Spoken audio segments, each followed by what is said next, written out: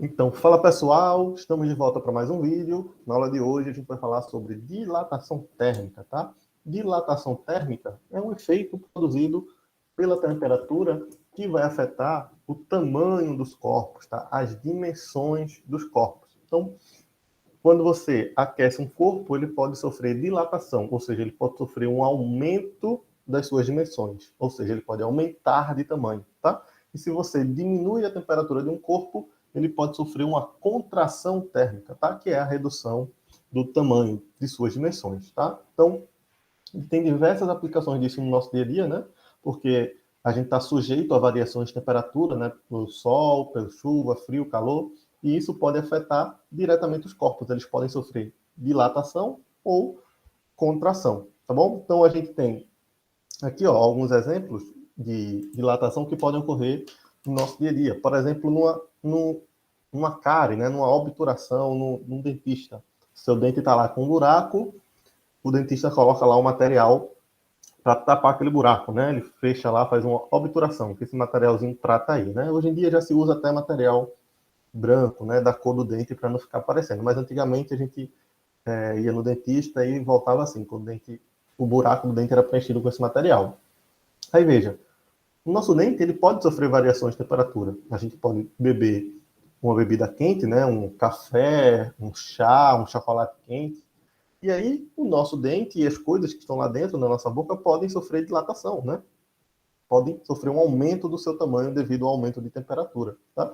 E aí, se esse material que o dentista colocou no seu dente tiver uma dilatação diferente do seu dente, imagine que seu dente pode dilatar, perdão, pode dilatar mais do que esse material.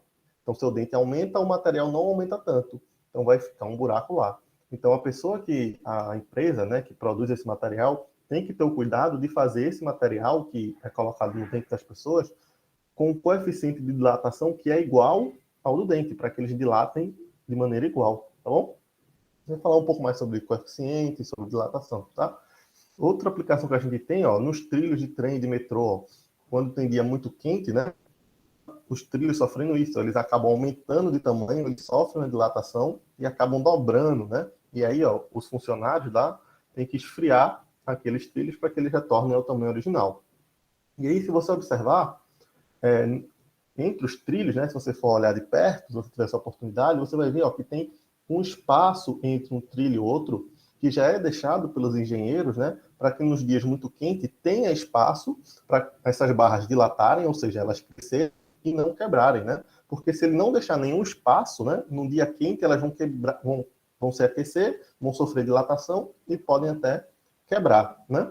Então eles deixam esse espaço nas placas, na pista mesmo, né, nas placas de concreto das estradas também tem um certo espaço entre uma placa e outra, porque em um dia muito quente essas placas vão aumentar de tamanho, com certeza elas vão sofrer dilatação, e se não tiver espaço para elas crescerem, elas vão bater uma na outra e podem até quebrar. Tá?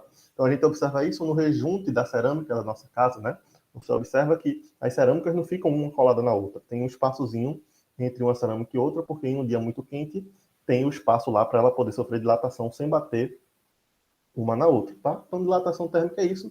A gente já está observando que a gente encontra isso em várias situações do nosso dia a dia, né? Até na nossa casa, no nosso dente, inclusive, tá? E não é uma coisa muito complicada de se entender. Mas aí você pode perguntar, por que um corpo, quando é aquecido, vai aumentar de tamanho?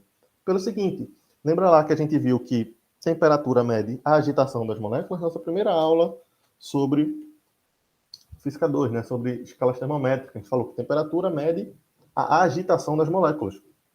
Então, se você aumenta a agitação das moléculas, você aumentar a temperatura, você vai aumentar a agitação das moléculas. Então, essas moléculas vão estar uma batendo na outra, então elas vão se agitar mais, elas vão ficar mais afastadas. Então, se as moléculas se afastam, o corpo vai aumentar de tamanho. Então, um corpo com temperatura baixa, as moléculas estão mais próximas. Quando esse corpo aumenta de temperatura, a distância entre as partículas aumenta. Então, o corpo aumenta de tamanho, tá bom? E é isso que a gente vai ver hoje. A gente vai fornecer calor a um corpo, esse corpo vai aumentar de temperatura, consequentemente, as moléculas vão se agitar, se espalhando ou aumentando o tamanho do corpo, tá? Isso vai acontecer no nosso dente, no nosso piso, no chão da nossa casa, etc. Bom? Obviamente, tem materiais que se dilatam mais e tem materiais que se dilatam menos. Cada material vai ter sua característica que vai ser representada pelo que a gente chama de coeficiente de dilatação. Tá? A gente fala isso mais especificamente daqui a pouco. Então, cada corpo pode dilatar de uma maneira diferente. E aí a gente vai separar a dilatação em 3 partes. A gente vai ver dilatação em uma dimensão, dilatação em 2 dimensões e dilatação térmica em 3 dimensões. Ou seja, dilatação linear, superficial e volumétrica. Tá? A primeira delas é a dilatação linear, mais simples. A gente vai estudar a dilatação em apenas uma dimensão. Ou seja, o corpo vai sofrer um aumento de tamanho para apenas uma dimensão. Ou ele se aumenta de tamanho na horizontal, ou ele aumenta de tamanho na vertical. Não os dois ao mesmo tempo, tá? Dilatação linear vai ser comum para barras, para coisas finas, né? Que só vão poder aumentar de tamanho na horizontal, como aqui nesse caso. Você tem uma barra, inicialmente tem o tamanho L0, L0 é o comprimento inicial da barra, tá? Aí a gente pega e aquece essa barra. Quando a gente aquecer, ela vai sofrer um aumento de temperatura, as moléculas vão se agitar, vão se espalhar, ela vai aumentar de tamanho aqui embaixo. Ó. Ela tem agora um comprimento L final. Então ela tinha um certo comprimento, sofreu um aquecimento, tem um novo comprimento, né? Chamado L. Então L0, comprimento inicial, L, comprimento final, e ΔL é o quanto aumentou, tá bom? E aí observe que ele sofreu variação de temperatura. Esse ΔL, que é o quanto ele aumentou, a gente pode calcular, tá? Da seguinte maneira, a fórmula é o seguinte, ó, ΔL é igual ao L0 vezes alfa, que é o coeficiente de dilatação, vezes a variação de temperatura. Eu vou escrever o que significa cada letrinha dessa, para a gente não ficar perdido, tá bom? Então a gente tem L0 é o comprimento inicial, o L é o comprimento final da barra, tá? O ΔL é a variação do comprimento,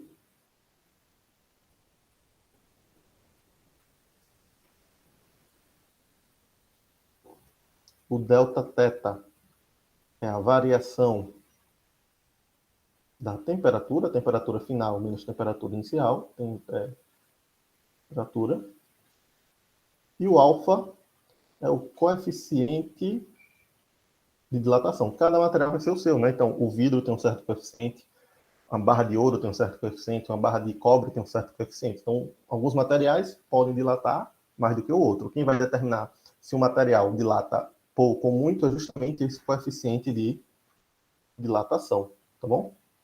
Que é representado pelo alfa, que é o coeficiente de dilatação linear, tá bom? Então, alfa é o coeficiente de dilatação linear. Lembrando que o ΔL, que é a variação do comprimento, pode ser calculado também como comprimento final menos comprimento inicial, tá? Então, você tem essas duas equações aqui para falar sobre dilatação linear. E observe a forma da fórmula. Porque tanto para dilatação linear, como para superficial, como para volumétrica, vai ser da mesma forma. Só vai mudar que aqui na linear vai ser um comprimento, na superficial vai ser uma área, e na volumétrica vai ser um volume. Mas a forma da fórmula é a mesma, tá? Você não vai ter que decorar fórmulas muito diferentes, tá bom? Então, a gente tem isso aqui na dilatação linear, que é apenas em uma dimensão. Ó, aqui a gente tem a tabelinha com o coeficiente de dilatação linear de alguns materiais, tá? O alfa, né? Então, uma coisa importante com relação à unidade de medida. Comprimento inicial, comprimento final e variação do comprimento, no SI a gente mede em metros, né? Mas normalmente os materiais sofrem dilatação muito pequenas, né? Centímetros, milímetros. Então, eu não vou dizer para vocês qual unidade melhor de se usar, porque vai depender de cada questão. O importante, a única coisa que a gente tem que manter é que os três têm que estar na mesma unidade. Se você vai usar metro, os três têm que estar em metro. Se você vai usar centímetro, os três em centímetro. Se você for usar milímetros, 3 milímetros e qualquer unidade de comprimento que você quiser usar, tá bom? Então, voltando aqui para o coeficiente de dilatação, né, que é o alfa, que é a unidade de medida dele é grau Celsius menos 1, que a gente chama de grau Celsius recíproco. Tá? Então, quanto maior for esse alfa, mais rápido ou maior é a dilatação sofrida pelo corpo, tá? Então, o zinco dilata mais que o alumínio, que dilata mais que o latão, que dilata mais que a prata, etc. Quanto maior esse coeficiente, maior a dilatação. Não precisa decorar, esse valor é informado, né? É tabelado. Cada material tem o seu coeficiente, ok? Aqui tem um exemplo, para a gente aplicar aquela forma que a gente viu e ver como não é tão complicado assim, tá?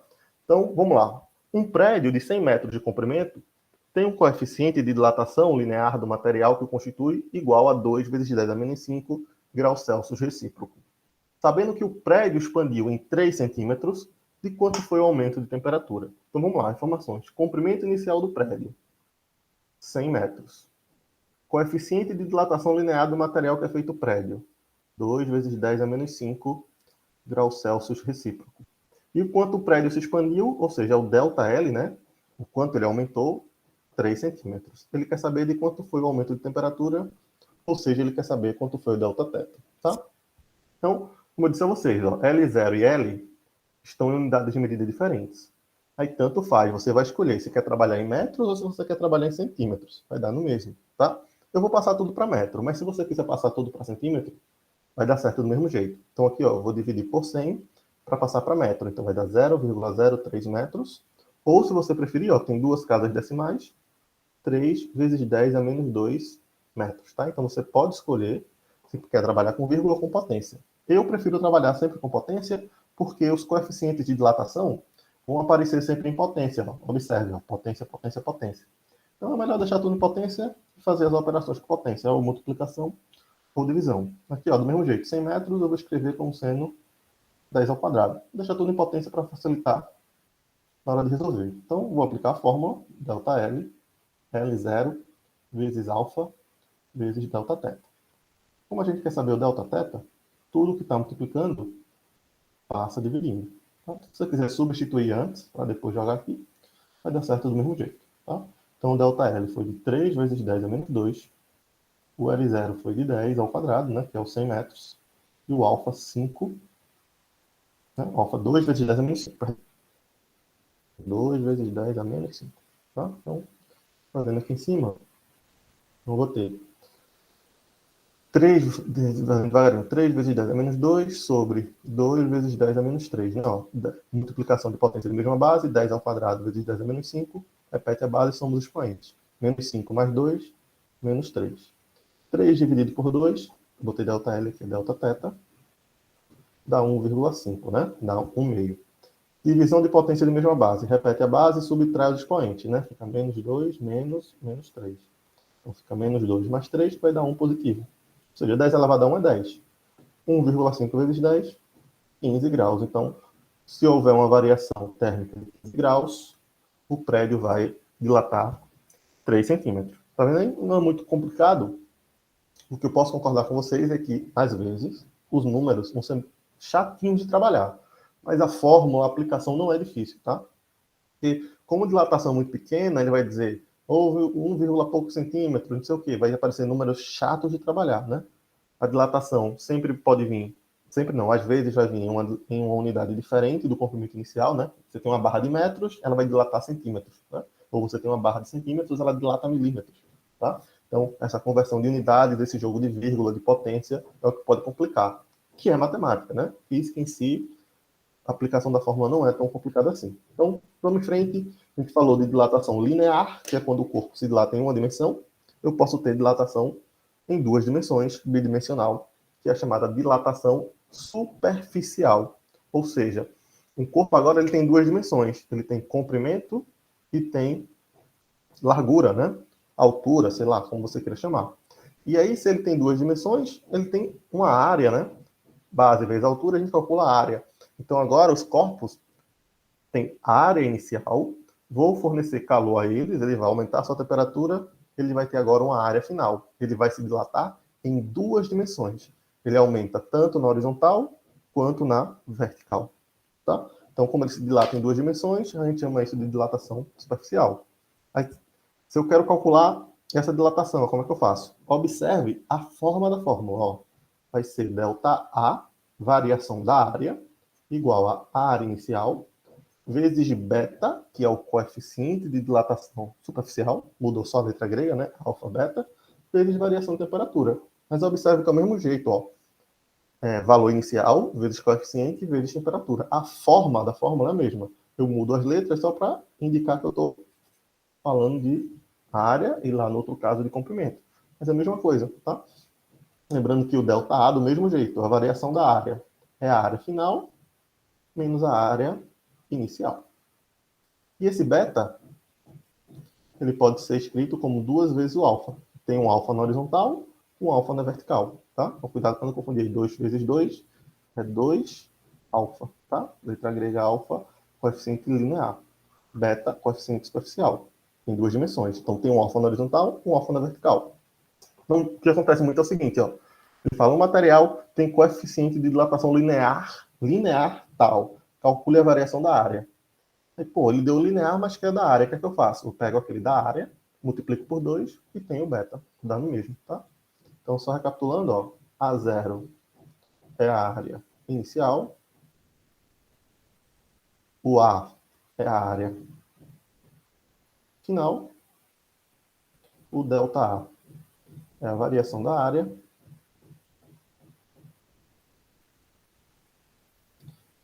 E o beta é o coeficiente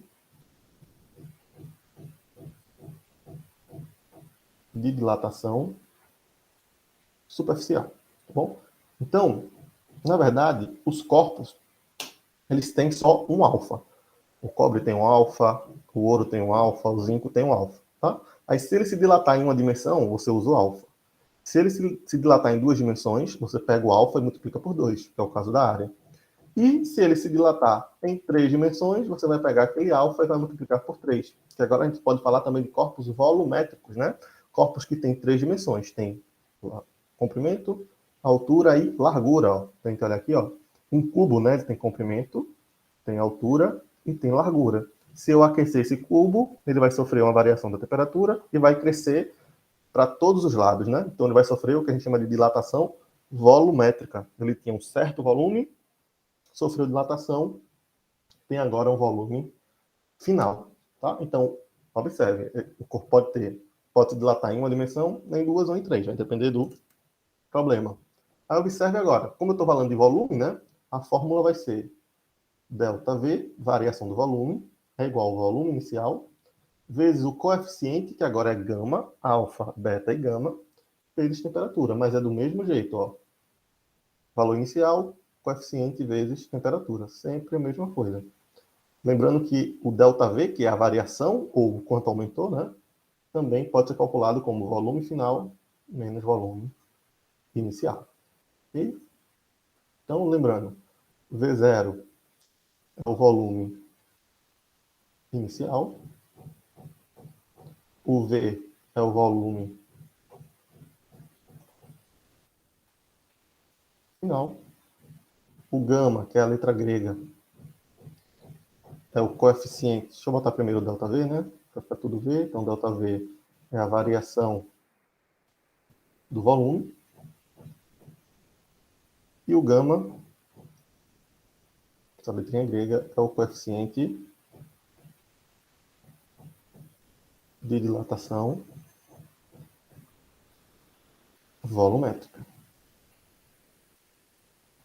E o gama, ele é 3 alfa, né? Então, todo material tem o seu alfa. Se ele se dilatar em uma dimensão, você usa o alfa. Se ele se dilatar em 2 dimensões, você multiplica por 2. Se ele se dilatar em 3, você multiplica por 3, tá? Às vezes, se a questão for boazinha, ele dá direto beta, ele dá direto gama. Mas é comum também ele dar somente o alfa. Ele dá o alfa do material que vai sofrer dilatação e pede dilatação volumétrica. Aí você tem que ficar esperto. Ele deu o alfa, mas está se dilatando em 3 dimensões. Então tem que pegar esse alfa, o linear, e multiplicar por 3. Mas olha a forma da fórmula. A forma da fórmula. ΔV, inicial, coeficiente, temperatura. Inicial, coeficiente, temperatura.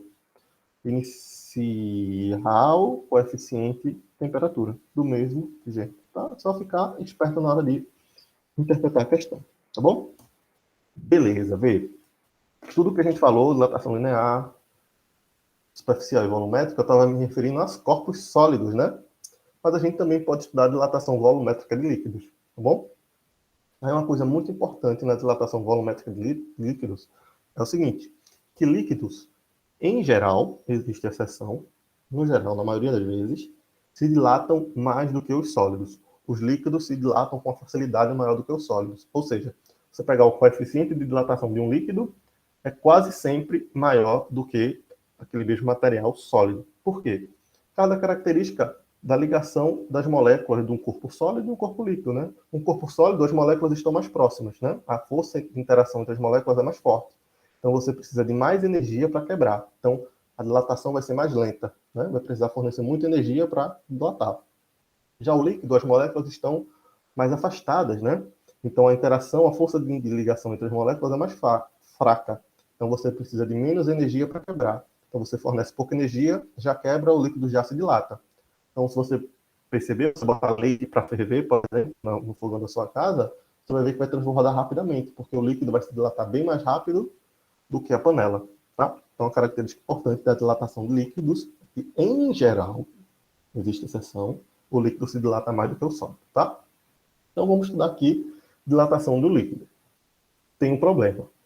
Porque se eu quero estudar, por exemplo, dilatação de um sólido, é fácil, né? Eu pego um pedaço de ferro, meço suas dimensões, jogo no fogo, vejo a temperatura, tiro e vejo quanto ele aumentou. O líquido eu não posso fazer isso. Eu não posso pegar um copo de água, jogar no fogo, tirar e ver quanto aumentou, né? Eu só posso estudar dilatação de líquido se eu colocar o líquido dentro de um corpo sólido, levar os dois ao fogo e ver a dilatação. Só que aí vai se dilatar tanto o líquido quanto o sólido. Então, quando a gente está estudando dilatação do líquido, a gente tem que se preocupar com as duas coisas. O quanto do líquido vai se dilatar e o quanto do líquido do sólido também vai se dilatar, tá? Existem exceções da questão que ele diz assim, considere que só há dilatação do líquido, ou considere que o sólido não se dilata. Aí ajuda a gente, aí a gente só calcula a dilatação do líquido. Mas, em geral, a gente tem que calcular a dilatação do líquido e a dilatação do sólido. Vê nesse exemplo, ó. A gente tem um recipiente com água até a boca de uma torneirinha, né? Chama de ladrão. Ladrão é por onde a água pode cair, né? Se eu aquecer aqui, o sistema vai se dilatar, ou seja, a água vai aumentar de volume, vai subir. Toda a água que subir, escorre, né? Então, essa água que está aqui, ó, a água que escorreu, foi a água de quantidade de líquido, né? Se isso for água que dilatou. Porém, se a gente observar, o frasco, olha o tamanho do frasco. O frasco também sofreu um aumento. Então, se a gente considerar aqui, ó, tem essa diferença aqui de água também, que aumentou, subiu de volume, mas não caiu. Então, essa água que cai, a gente chama de dilatação aparente. A dilatação aparente é a quantidade de líquido que se dilatou, que transbordou, que a gente conseguiu ver, que ficou aparente, que ficou aparente, né? Que dá para a gente ver, que saiu do líquido, do recipiente. Porém, existe outra quantidade do líquido que se dilatou, que não saiu de dentro. Então, se eu quiser calcular o quanto realmente de líquido se dilatou, eu tenho que calcular quanto é a dilatação aparente, aquela que transbordou, mais a dilatação que ficou lá dentro. E essa dilatação que ficou lá dentro é justamente a dilatação do sólido, né? O sólido tinha um certo tamanho, ele aumentou de tamanho. Esse tamanho que ele aumentou foi preenchido com água. A água que preencheu essa região é justamente o mesmo volume que o sólido aumentou, tá? Então, quando a gente quer calcular a dilatação de líquidos, a gente usa o seguinte, ó. Dilatação real de um líquido é a sua dilatação aparente, a gente bota AP, mais a dilatação do frasco no qual o líquido está contido, tá? Então, eu tenho que calcular o quanto transborda e tenho que calcular o quanto o líquido aumenta. Se eu botar valores para vocês entenderem, vê só. Digamos que aqui tem 10 ml de água. Transbordou 2 ml. E aqui dentro agora, como o líquido aumentou de tamanho, o frasco aumentou de tamanho, cabe em 15 ml agora. Então, observe, tinha 10 ml, transbordou 2. Então, a dilatação aparente foi 2, mas aqui cabe mais 5. Então, de fato, se tinha 10 ml, agora tem 17, né? Então, a dilatação real foi de 7 ml. 2 que transbordou, que foi aparente, mais 5 que ficou lá dentro, que não saiu porque o frasco também aumentou, tá? Então, essa dilatação do líquido é um pouco mais detalhada, né? Tem que levar em conta isso daí. Então, como é que a gente faz essas contas, né? Ó, vamos pegar aqui outra página. A dilatação real, então nunca esqueça. Em líquidos, dilatação real é a dilatação aparente é aquela que transbordou, mais a dilatação do frasco. Tá? Você tem essa fórmula aqui. A dilatação real tem outra fórmula. Como é que eu posso calcular a dilatação real? É o volume inicial do líquido, o gama real do líquido, vezes a variação da temperatura, do mesmo jeito que eu calculo para sólido. Inicial, coeficiente, temperatura. Tá? A gente bota o R para indicar que é o coeficiente real. Tá? E a dilatação do frasco? Como é que eu calculo a dilatação do frasco? O frasco não é um corpo sólido, então você vai utilizar essa fórmula daqui. Você vai usar o gama do sólido. Tá? Na questão ele vai fornecer para você. Tem o gama da água, tem o gama da panela. Aí você vai usar no aparente é o líquido, no frasco é o corpo sólido. Às vezes ele vai dar para você o gama aparente. Se ele der para você o gama aparente, você pode calcular esse ΔV aparente. Ó. ΔV aparente é o volume inicial, vezes o gama aparente, vezes a variação da temperatura. Então a fórmula é sempre a mesma, é só tomar cuidado para saber quais valores corretos você vai usar, porque cada um vai ter o seu. Tá?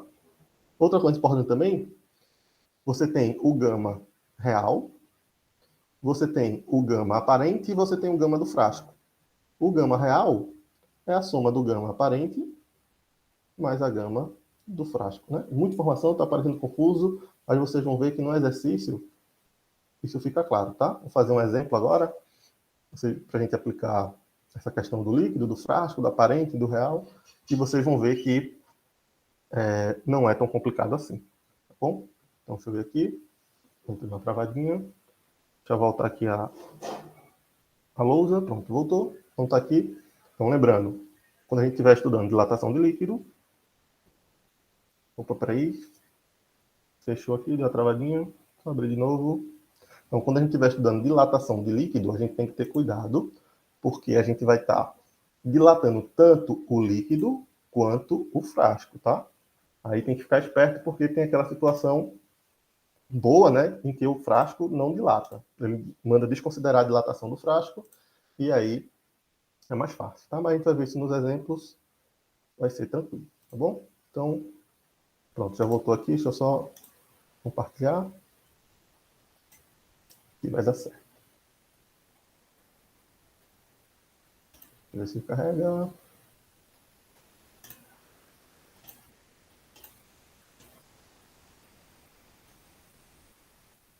Dou-lhe uma, dou-lhe duas, pronto.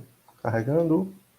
Foi, né? Pronto, vamos fazer um exemplo, porque aí vocês vão ver que, apesar de parecer um pouco complicado, confuso, na prática não é tanto não, tá? Vê só, ele fala, um recipiente de vidro que tem coeficiente de dilatação linear 9 vezes 10 a menos 6 graus Celsius recíproco, tem 100 centímetros cúbicos de volume de líquido a 0 graus Celsius. Então vamos botar os dados separados, ó. Do frasco a gente tem que o coeficiente de dilatação linear, ou seja, o alfa do frasco, é 9 vezes 10 a menos 6. É um Celsius recíproco. E o seu volume inicial é de 100 centímetros cúbicos, que é a quantidade de líquido também, né? Se o frasco tem um volume de 100 centímetros cúbicos, que é 100 ml, é porque cabe 100 ml de líquido lá dentro. Então, de líquido, a gente também tem um volume inicial de 100 ml, ou 100 centímetros cúbicos. É aquecido até 200 graus. Então, veja, era 0, foi até 200. Então, quer dizer que o delta θ foi de 200 graus Celsius. Né? A gente já sabe que delta θ é a temperatura final menos temperatura inicial. Então, se os dois foram levados ao fogo, os dois sofrem a mesma variação de temperatura. Isso vai acontecer sempre, né? E ele fala, ó, extravasam 5 centímetros cúbicos. Extravasar é o que transbordou, é o que apareceu fora. Então, o que apareceu fora é a dilatação aparente. Então, primeira informação que a gente tem, que a dilatação aparente é de 5 centímetros cúbicos. Transbordou 5 ml de água. Ele quer saber, letra A, qual o coeficiente de expansão aparente do líquido? Ou seja, ele quer o gama aparente. Vamos para a fórmula? Ó, a dilatação aparente é igual ao volume inicial vezes o gama aparente vezes a variação de temperatura. A dilatação aparente foi de 5 centímetros cúbicos, o volume inicial foi de 100, o gama aparente é o que a gente está buscando, e a variação de temperatura foi 200. A gente vai ter 5 igual 100 vezes 200 dá 20 mil. Dilatação aparente. Então, 20 mil eu vou escrever, ó, 1, 2, 3, 4 zeros, 2 vezes 10 a quarta aparente. Então, o gama aparente, que a gente está buscando, é igual a 5, e o 20 mil passa dividindo. 2 dividido por 5, 2,5. O 10 a 4 que está embaixo sobe e inverte o sinal do expoente. Então fica 10 a menos 4. Unidade de medida, graus Celsius recíproco. Somente isso. Então, como ele pediu o coeficiente aparente, eu utilizei os dados aparentes, variação aparente. O volume inicial e temperatura é igual em todos eles. O volume inicial é igual no aparente, no real e no frasco. A variação de temperatura é a mesma no real, no aparente e no frasco. É o mesmo volume e a mesma temperatura para todo mundo. O que vai mudar é o quanto transborda e o quanto sobe. Ou seja, o delta V e o gama. Tá? Então veja aí que não é tão complicado. Deixa eu fechar aqui para a gente fazer a letra B. Letra B, ele pergunta qual o coeficiente de expansão real do líquido. Ou seja, ele quer agora o gama real. Eu acabei de falar para vocês, ó, no slide anterior, que o gama real é igual ao gama aparente mais o gama do frasco. O gama aparente a gente acabou de calcular e o gama do frasco. A gente não tem, mas a gente tem o alfa, né? Ó. Foi o que eu disse a vocês que o gama é igual a 3 alfa. Então, o gama do frasco vai ser 3 vezes 9 vezes 10 a menos 6. Né? Porque ele é 9 vezes 10 a menos 6, o gama. Pronto. 3 vezes 9 vai dar 27 vezes 10 a menos 6 graus Celsius recíproco. Pronto, só somar. Então, o gama real vai ser igual a 2,5 vezes 10 a menos 4, mais 27 vezes 10 a menos 6. Aí tem um pequeno problema, que é propriedades de operações com potência, né? Soma de potências de mesma base. A gente só pode somar potências que têm mesma base e mesmo expoente. Eu não posso somar 10 a menos 4 com 10 a menos 6. Então eu tenho que transformar. O que é que eu vou fazer? Eu vou andar com a vírgula, de modo a deixar os dois com o mesmo expoente. Então eu vou andar, pegar o 27, e vou andar com a vírgula 2 casas para a esquerda. Se eu andar 2 casas para a esquerda, fica 0,27. Como eu andei 2 casas, eu vou somar 2 aqui. Menos 6 mais 2 fica menos 4. E agora eu posso somar números que têm expoente e base iguais. Aí fica 2,5 mais 0,27. Fica 2,77. O 7, que é 2,50, né? Mais 0,27. 7, 7, 7 e 2, tá? Então fica 2,27, e aí na soma a gente repete a base e repete o expoente, tá? Aquilo de somar os expoentes é na multiplicação e subtrair o expoente é na divisão. Quando é soma e subtração de potência, você repete a base e repete o expoente. Unidade de medida, graus Celsius recíprocos. Esse é o coeficiente de dilatação real desse líquido aí, tá bom? Então veja, não é tão difícil assim, tá bom? Então, para a gente finalizar, lembra que eu falei que tem exceção que eu disse que, em geral, os líquidos se dilatam mais do que os sólidos, né? Porque tem uma exceção com a água, tá? Por isso que a gente chama de comportamento anômalo da água, ou seja, um comportamento estranho, anormal, né? Diferente. Que comportamento é esse?